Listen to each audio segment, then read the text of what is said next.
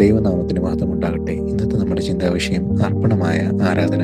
അതിനാധാരമായ വേദഭാഗം വിശുദ്ധ മർക്കോസ് 12-ാം അധ്യായം 41 മുതൽ 44 വരെയുള്ള വാക്യങ്ങൾ. ദേവാലയത്തിലിരിക്കുന്ന യേശു ശ്രീഭണ്ഡാരത്തിൽ ധനവാന്മാർ ഏറിയിടുന്നത് കാണുകയും അവിടേക്ക് വിധവയും ദരിദ്രയുമായ ഒരു സ്ത്രീ കടന്നു വന്ന് തനിക്കുള്ള 2 കാശ് സമർപ്പിച്ച് കർത്താവിൻ്റെ ഹൃദയത്തിൽ ഇടം നേടുന്നതുമാണ് സന്ദർഭം.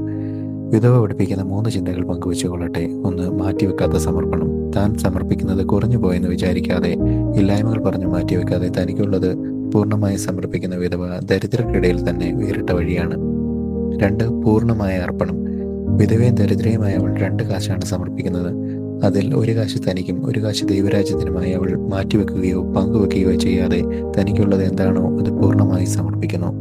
3. സന്ദേഹപ്പെടാത്ത അർപ്പണം. പരുക്കൻ ജീവിത സാഹചര്യത്തിലും ഒറ്റപ്പെട്ട ജീവിത സാഹചര്യമായിട്ട് കൂടി വലിയ പുരുഷാരത്തെയോ ഏറെയിടുന്ന ധനവാന്മാരെ കണ്ട് സന്ദേഹപ്പെടാതെ വിധവ മുന്നോട്ട് വന്ന് തനിക്കുള്ളത് നന്ദിയോടെ അർപ്പിക്കുന്നു.